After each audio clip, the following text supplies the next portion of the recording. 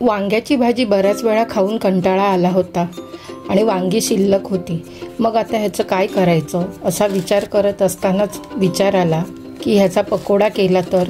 आणि माझ्या मनानेच मी ही रेसिपी बनवली, जी थोडी लबाड वांग्याच्या रेसिपीसारखी आहे. तुम्हाला ती नक्की आवडेल. अगदी सोपी रेसिपी आहे. तर मी श्रावणीज होम किचनमध्ये तुमचं मनापासून स्वागत करते. चला तर मग रेसिपीला सुरू करू. असे छोटे मी वांगी घेतली आहेत. यात आपल्याला कापायची आहेत. त्याआधी इथे पाणी घेतलंय, त्या पाण्यामध्ये जरा मीठ टाकते. आता हा देठ आहे तो कट करायचा आहे. हे जे साईडचं आहे ते फक्त बाहेरचं आहे ते कट करायचं आहे. बाकी हे वरचा भाग ठेवून द्यायचा आहे. वरची फक्त साल तासून घ्यायची आहे. असं सुरीने नाही जमत असेल तर मग आपण पिलरने सुद्धा आपण काढू शकतो. पिलरने व्यवस्थित येते. असं काढल्यानंतर मध्ये असा त्याला कट मारायचा आहे. 4 भाग करायचे आणि आतमध्ये बघायचं कुठे अळी वगैरे आहे की नाही. आणि असं कापल्यानंतर मिठाच्या पाण्यात घालायचे. आणि मी हे सगळे छोटे छोटेच घेतले आहेत. एखाद दुसरा मोठा आहे, बाकी सगळे छोटेच घेतलेले आहेत. ह्या वांग्याची साल पातळ असते आणि ते पटकन शिजतं. आता हे मिठाच्या पाण्यात घातले. खरं म्हणजे सालीमध्येच सगळं सत्व असतं. मी साल बाजूला काढली आहे कारण ही पटकन शिजली पाहिजे तेलामध्ये. तर ही साल मी आता टाकणार नाहीये. तिखट डाळीची आमटी वगैरे करतो त्याच्यामध्ये ही साल टाकू शकतो आपण, म्हणजे त्या डाळीला पण चव येणार आणि आपलं हे वाया पण जाणार नाही. आता इथे 1 कप इतपत मी बेसन घेतलंय. हे साधारण पाव किलो आहे. ते घेऊया. 1 चमचा तांदळाचं पीठ, थोडंसं पाणी घालूया. मी अर्धा ग्लासच पाणी घातलेलं आहे आणि थोड्या पाण्यामध्ये असं मिक्स करून घ्यायचंय, नाहीतर त्याच्या गुठळ्या होणार. आपण भजीचं बॅटर कसं बनवतो त्या टाईपमध्ये आपल्याला हे बनवून घ्यायचंय. थोडंसं अजून पाणी घालूया. एकदम पण पातळ करायचं नाहीये. ते पीठ त्याच्यामध्ये चांगलं मिळून येईल इथपर्यंत आपल्याला पाणी घालायचंय. एकदम असं प्लेन पडलं पाहिजे. आता हे मिक्स झालेलं आहे. हे 15 ते 20 मिनिटासाठी आता आपण बाजूला ठेवून देऊया.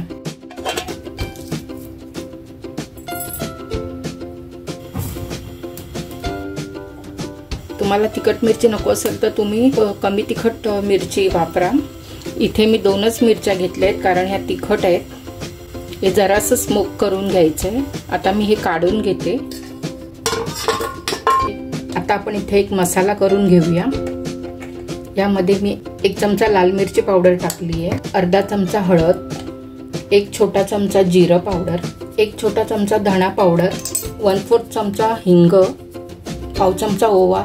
इथे मी 1 चमचा कांदा लसूण मसाला टाकते. मुठभर कोथिंबीर, आंबटपणा येण्यासाठी पाव चमचा आमचूर पावडर, मीठ चवीप्रमाणे, अर्धा चमचा मीठ आहे. आता हे मिक्सरला वाटून घ्यायचंय. पाणी न घालता वाटून घ्यायचंय. हा मसाला असा दरदरीत वाटून झालाय. आता आपण हा काढून घेऊया. असा हा ड्रायच करून घ्यायचा आहे आपल्याला, पाणी नाही लावायचं आहे त्याला. ही पाण्यात घातलेली वांगी आहे ती जरा आता आपण अशी जरा पुसून घेऊया. आता हा मसाला या वांग्यांमध्ये थोडा भरायचा आहे. जास्त भरायचा नाही, थोडा असा आतमध्ये भरायचा आहे. असा बाहेरून पण थोडा असा लावून घ्यायचा. वांगी भरलेली वांगी करतो त्याच प्रकारे हे करते मी.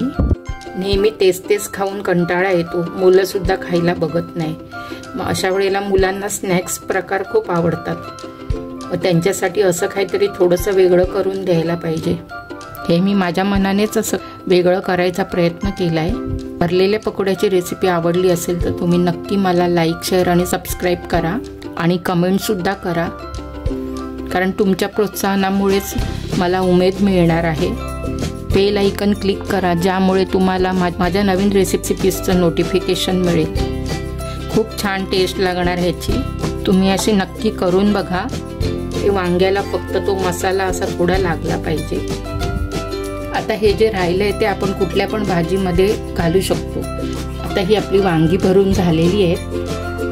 आता आपण पकोडा करायला घेऊया. आता हे बॅटर आपण चेक करूया. 20 मिनिटं झालेली आहे. आता हे चांगलं मस्तपैकी 10 मिनिटं तरी फेटून घ्यायचं आहे. चांगला वरती फेस येईपर्यंत आपल्याला फेटून घ्यायचं आहे. हे छान फेटून घेतलं आहे मी. तर ह्यामध्ये जरासं सेंधव मीठ टाकलं आपलं नेहमीचं रेग्युलर मीठ पाव चमचा टाकलंय, चवीप्रमाणे टाका तुम्ही। आता बेसन आहे म्हणजे ओवा हा टाकायलाच पाहिजे। पाव चमचा जिरं, पाव चमचा तीळ ऑप्शनल आहे, मी असेच घातले ते, आणि थोडीशी कोथिंबीर। हे सगळं बॅटर मिक्स करायचं आहे। त्यानंतर जरासा हिंग टाकायचं आहे आणि थोडी हळद। सर्व छान मिक्स करून घ्यायचंय। चमचा आपण ह्या पिठात घातलाय, असं बोट फिरवायचं।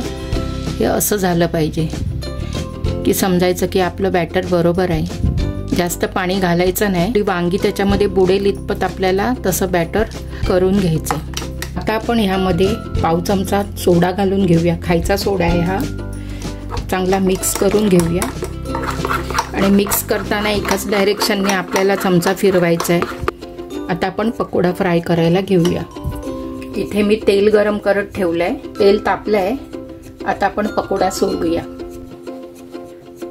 हे वांग असं घेतलं, असं डीप करायचंय। दुसरं पण डीप करून ठेवूया।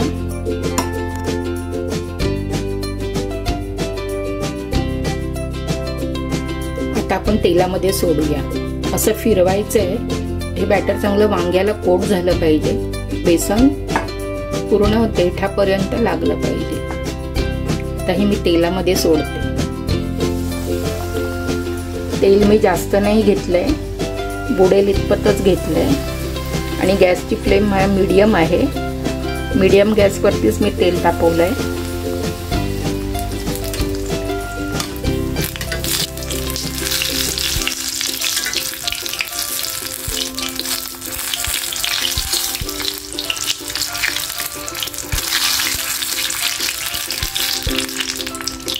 पलटी मारून घ्यायचे।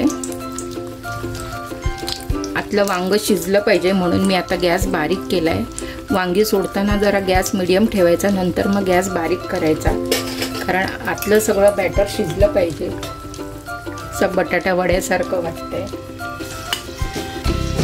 एकदम पण पिवळसर ठेवायचं नाही, जरा लाल झालं पाहिजे, कारण पिठाबरोबर आतलं वांग सुद्धा चांगलं फ्राय झालं पाहिजे। आता हे आपण काढून घेऊया।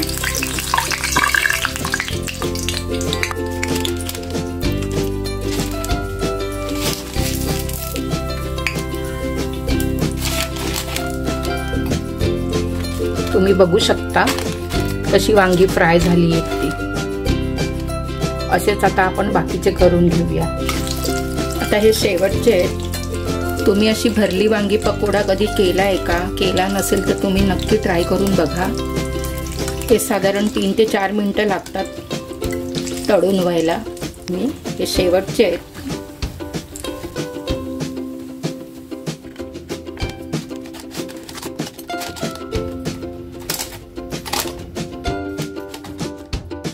भरली वांगी पकोडा आपली तयार झाली आहे। मी सर्व करून घेते।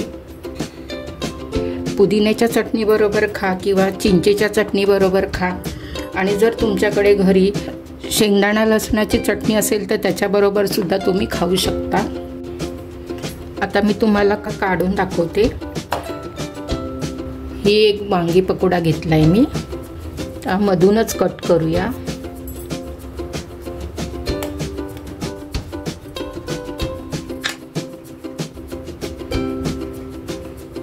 हे बघा वांगी शिजली आहे।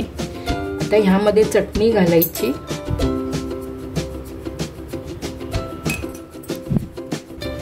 दुसऱ्या साईडला चिंचेची चटणी घालायची। एका साईडला चिंचेची चटणी आणि एका साईडला पुदिना चटणी। वरून ही चटणी टाकते।